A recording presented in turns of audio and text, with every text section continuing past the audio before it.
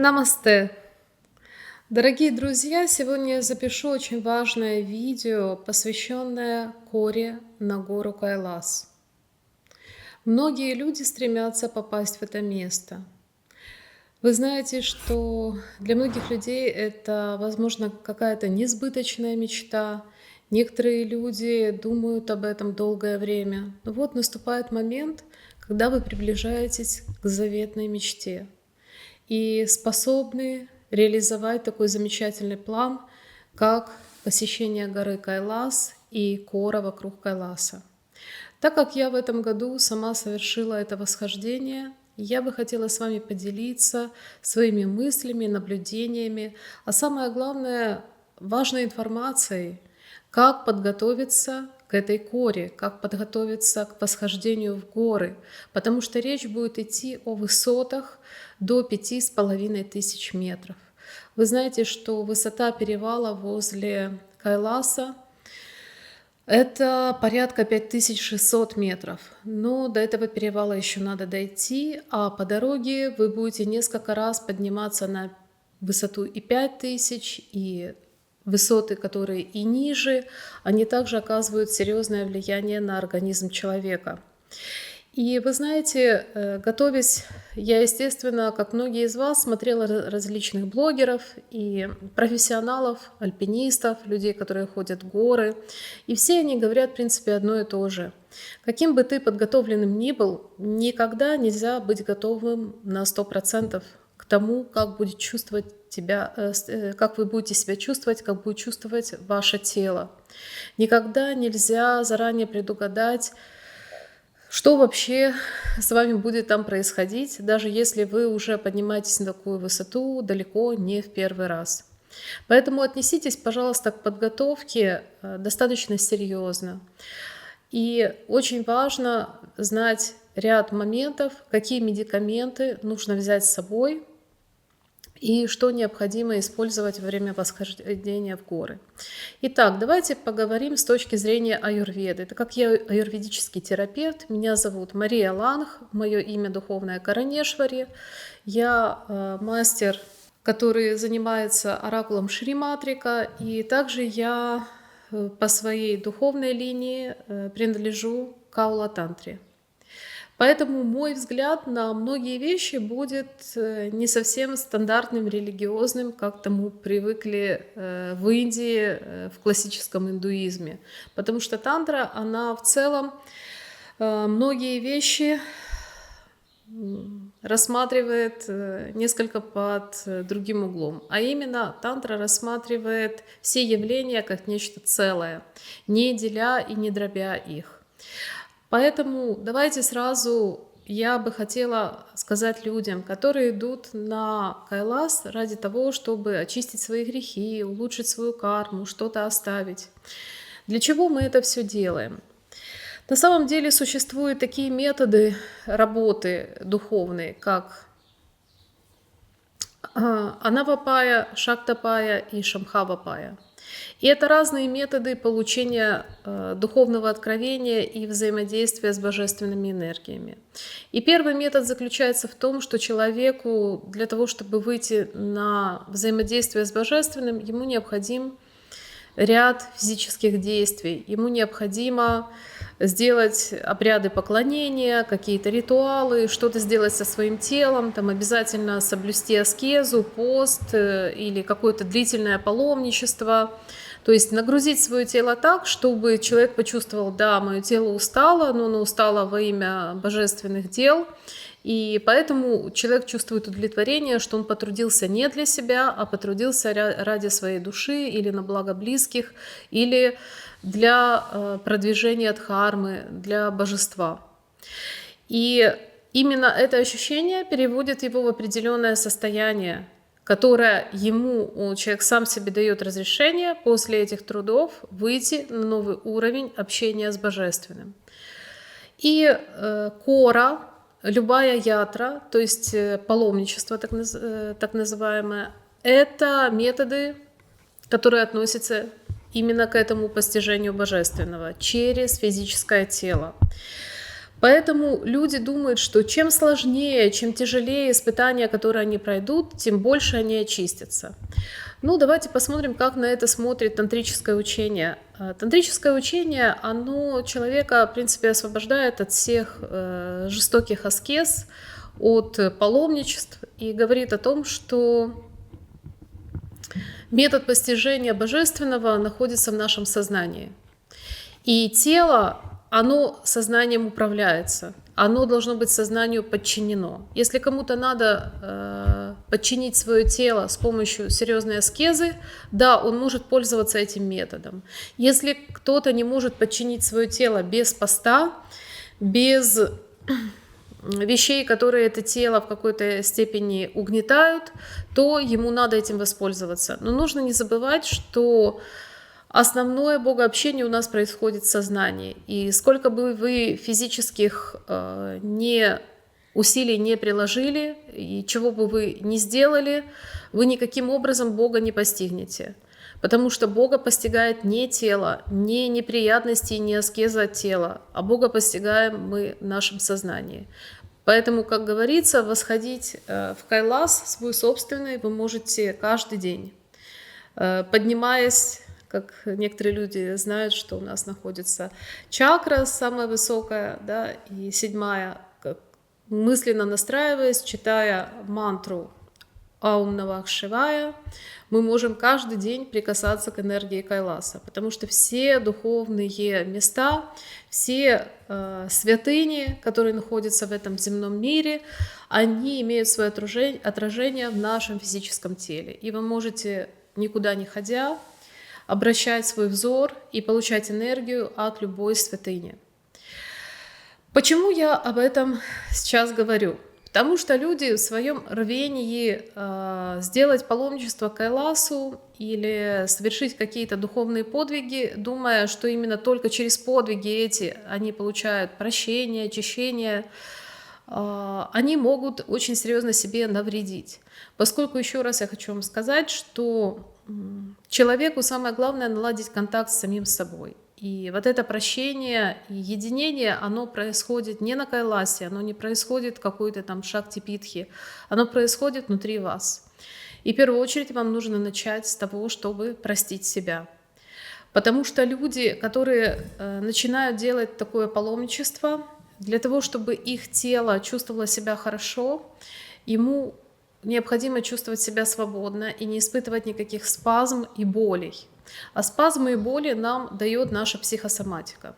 Поэтому в первую очередь, прежде чем идти к такому месту, как Кайлас, подумайте о том, что нужно эмоционально успокоиться и простить всех, с кем у вас есть неприятные какие-то напряженные отношения. А также в первую очередь наладить контакт с самим собой, наладить контакт со своим телом, чувствовать свое тело, поддерживать свое тело, относиться к своему телу действительно с заботой, как вы заботитесь о своем любимом животном, там, о любимой кошечке или собачке. То есть понимать, насколько вашему телу необходимо внимание, забота и ваша любовь. И, конечно же, ваше прощение. Для того, чтобы подготовить это тело к успешному прохождению поры, необходимо начать готовиться желательно хотя бы за полгода. Ну а далее вы смотрите, сколько времени у вас осталось до запланированного восхождения. Что необходимо с телом сделать? С точки зрения аюрведы, нам необходимо, чтобы наше тело было достаточно чистым. Кайлас, он переводится еще с санскрита.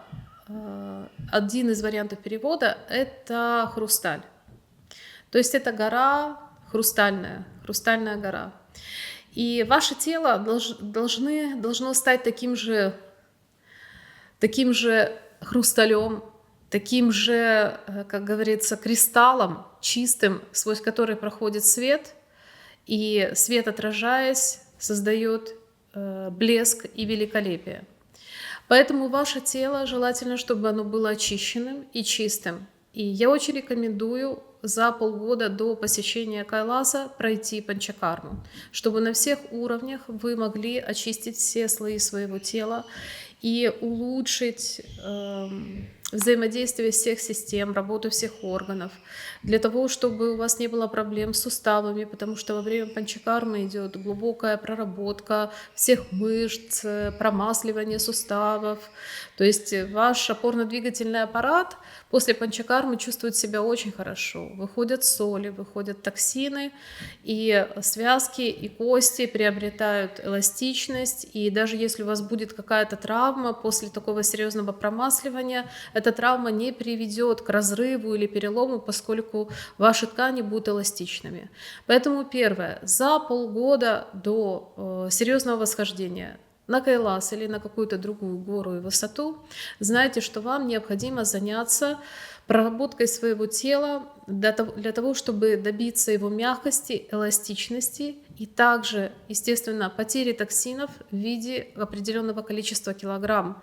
То есть желательно, чтобы ваше тело облегчилось, чтобы вы почувствовали, что какой-то груз из вашего тела ушел. То есть первое, мы заботимся о выводе токсинов, о том, чтобы все ваши органы работали хорошо. И хочу сказать сразу, что люди с такими хроническими заболеваниями, как камни в почках, или же проблемы с сердцем, или же люди, которые имеют донорские органы, или же люди, которые имеют проблемы с легкими, то есть переболели, допустим, туберкулезом или очень тяжелым ковидом, и вы знаете, что ваши легкие недостаточно хорошо работают, я бы не рекомендовала им идти на такую высоту, и лучше таким людям воздержаться. Объясню далее почему. Какие процессы происходят с телом на высоте. После того, как вы очистились от токсинов, привели в порядок свой опорно-двигательный аппарат, давайте посмотрим, что у вас с внутренними органами. Есть ли у вас склонность к отекам? В каком состоянии ваши почки? Нет ли у вас опущения? Нет ли у вас, опять-таки, камней или хронического воспаления почек? Если у вас есть или были в прошлом какие-то подобные проблемы, то есть вы должны пропить, опять-таки, курс определенных аюрведических препаратов, чтобы наладить работу непосредственно почек. Потому что почки на высоте играют очень важную роль и могут привести, если они не работают должным образом, могут привести человека даже к летальному исходу. Поэтому вы должны наладить свое тело таким образом, чтобы у вас никогда не было отеков, чтобы у вас было безболезненное нормальное мочепускание, чтобы не было никаких циститов. И, конечно же, обратимся еще к такому органу, как печень и желчный. Вы знаете, что желчный, он участвует не только в пищеварении и в переваривании, то есть не только дает ферменты для переваривания пищи. Желчный, а также дает очень важные ферменты для образования суставной смазки. Поэтому те люди, у кого камни в желчном, застои в желчном, полипы в желчном, они, как правило, все испытывают в дальнейшем, если эта проблема застарелая, они испытывают проблемы с суставами, то есть боли в суставах, треск в суставах, воспаление суставов. Вы должны знать, что после почек следующий орган, который должен быть у вас чистым и хорошо работать, это ваша печень и желчный пузырь. Далее обратимся к следующему органу вашего тела. Это ваши легкие. Легкие, как вы понимаете, это способ нашей жизни, поскольку если вы недополучаете кислорода, у вас начинается кислородное голодание, и только наличие кислородного баллона может в этот момент вас спасти, если сатурация падает очень низко. И, как вы понимаете, если вы вынуждены без остановки дышать только кислородным баллоном, ни о каком движении уже речи не идет. Вы будете в любом случае ослаблены, активно двигаться вы не сможете, не говоря о том, чтобы преодолевать какие-то вершины и перевалы. Поэтому, если у вас проблемы с легкими, то я, в принципе, не рекомендую даже думать о таком походе. Но если вы хотите испытывать судьбу и считаете, что только так простятся ваши грехи, и только таким образом вас Бог выведет на другую ступень какую-то духовности, То, что я могу вам сказать, конечно же, займитесь пранаямой. Не позднее, чем за полгода вы должны ежедневно выполнять комплекс пранаямы. Пранаяма, она помогает избавить легкие от спаек, вывести из легких слизь. Также хороши такие терапевтические процедуры, как прогревание теплым маслом, прогревание полынными сигаретами, прогревание горчишниками, а также вакуумные банки различные. То есть это может быть просто вакуум или же вакуум с помощью огня. То есть это то, что поможет исцелить ваши легкие, привести их в порядок. И такой серьезный курс терапии вам крайне необходим, если вы когда-то в своей жизни болели воспалением легких, если у вас были частые бронхиты, если у вас были частые гаймориты, поскольку слизь, которая из гайморовых пазух спускается, она накапливается у нас в груди. То есть необходимо уделить внимание и подготовке своего тела. Вы видите, насколько серьезно. Далее, что еще необходимо проверить перед походом на Кайлас? Очень важно сдать анализ крови, общий анализ крови, который покажет уровень гемоглобина, уровень многих, так сказать, большая шкала во время общего анализа, и с которой можно судить, нет ли хронического воспаления, в каком состоянии ваша кровь. Потому что если у вас очень низкий гемоглобин по какой-то причине, это говорит о том, что вы будете страдать на высоте гипоксией. И нужно выяснить причину этого низкого гемоглобина, с чем это связано. У женщин это может быть связано с очень обильными женскими днями, когда они теряют много крови. Может быть связано с тем, что у человека какие-то заболевания хронические. Также может быть связано с гельминтиозом или с каким-то бактериальной инфекцией. То есть надо выяснить, почему гемоглобин низкий, избавиться от этой проблемы и, естественно, принять препараты для того, чтобы гемоглобин повысить. Это крайне важно. Также по анализу крови вы увидите склонность вашей крови к тромбообразованию, поскольку на большой высоте кровь сгущается. И если у вас уже по анализу кровь густая, то большой риск на высоте получить проблему в виде тромба или очень плохого самочувствия. И для этого я скажу, какую аптечку с собой взять на высоту и что крайне важно и необходимо. Итак, вы обследовали свой организм, вы привели свое тело в порядок, и вы уже приближаетесь к тому, чтобы собираться в такое путешествие. И подумаем о том, что мы возьмем с собой в это путешествие. Конечно же, я предлагаю вам взять препараты, которые будут повышать ваш иммунитет. И кроме тех препаратов, которые вы могли принимать аюрведически, готовясь к этому походу, также я могу сказать, что за 2-3 месяца вы можете начать прием радиолы розовой. Примерно за 2 недели до похода вы можете принимать эхиноцею, настойку эхиноцеи или в таблетках для того, чтобы повысить ваш иммунитет. Обязательно с собой возьмите витамин С. И, конечно же, с собой обязательно возьмите аспирин кардио. На случай, если все-таки у вас вы будете чувствовать какую-то тяжесть в груди, тяжесть в сердце, и необходимо будет разжижить кровь, у вас должен быть в аптечке аспирин кардио. Также мы поговорим о таком известном препарате, который используют люди. Не буду сейчас специально называть его название, вы его все можете загуглить в интернете, который используют против горной болезни.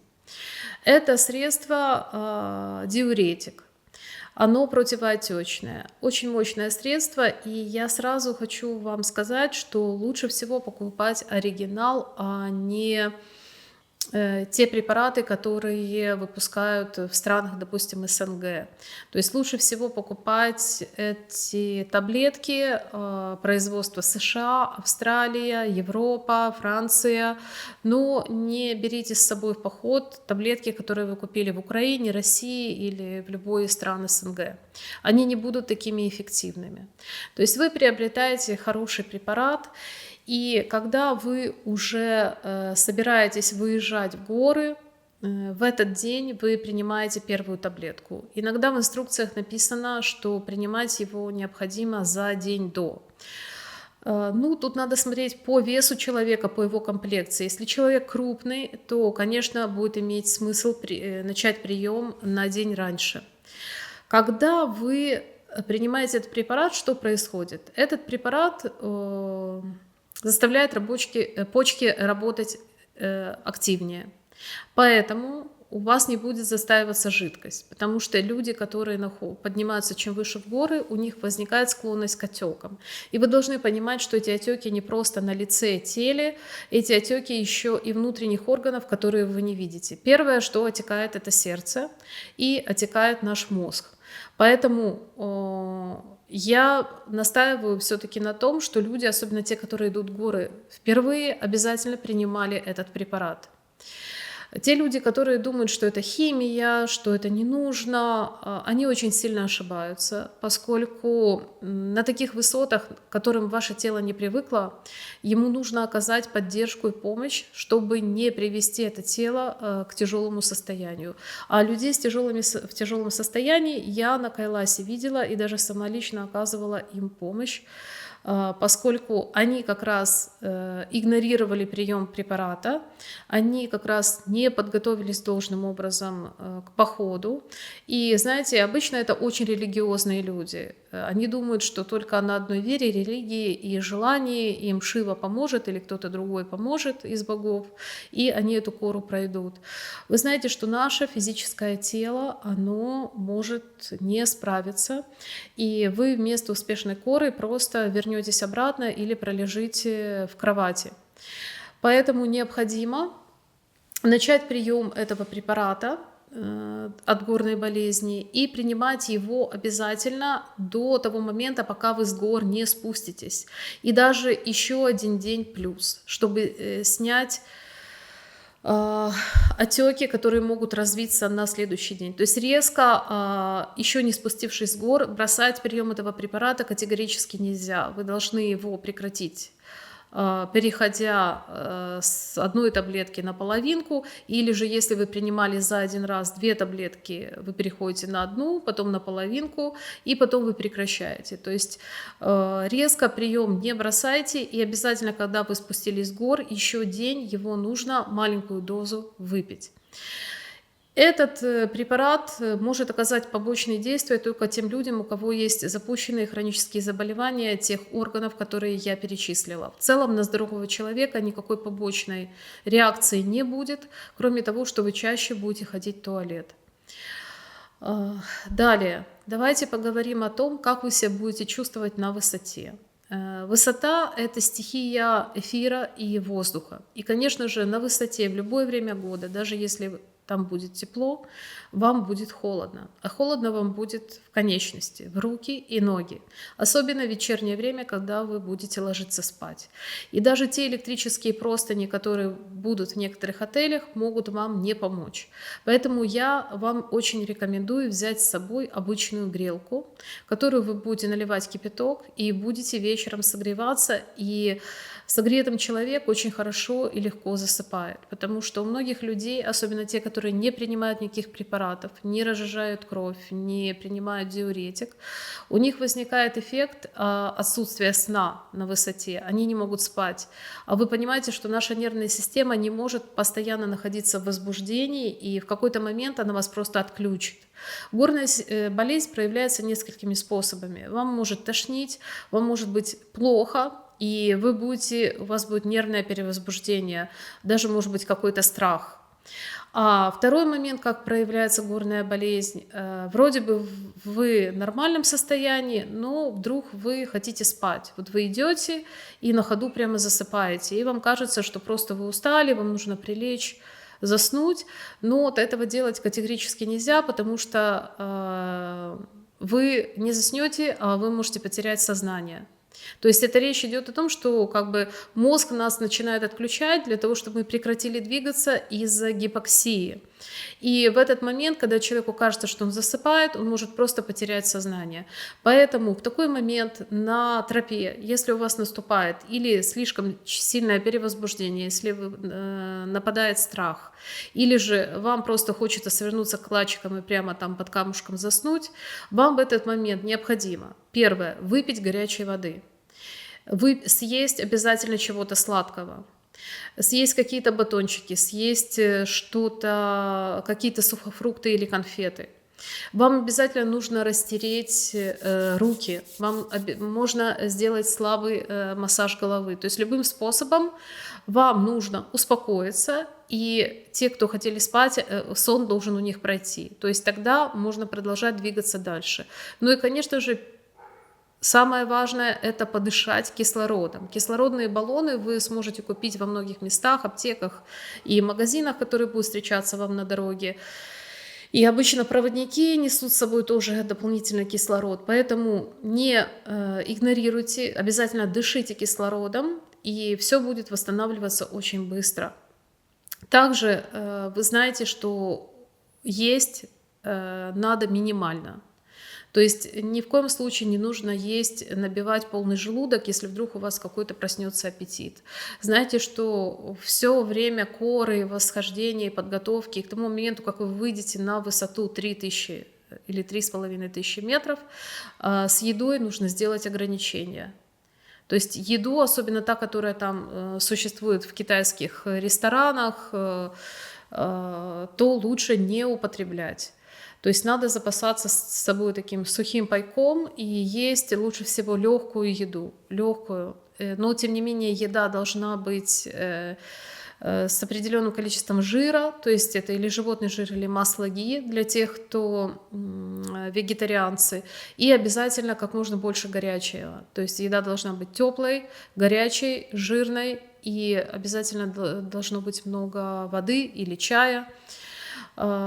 И также не нужно злоупотреблять там яйцами, мясом, какими-то тяжелыми продуктами, даже тяжелыми в плане там бобовыми, или просто объедаться, потому что вам после этого всего будет плохо, и вы себя будете не очень хорошо чувствовать.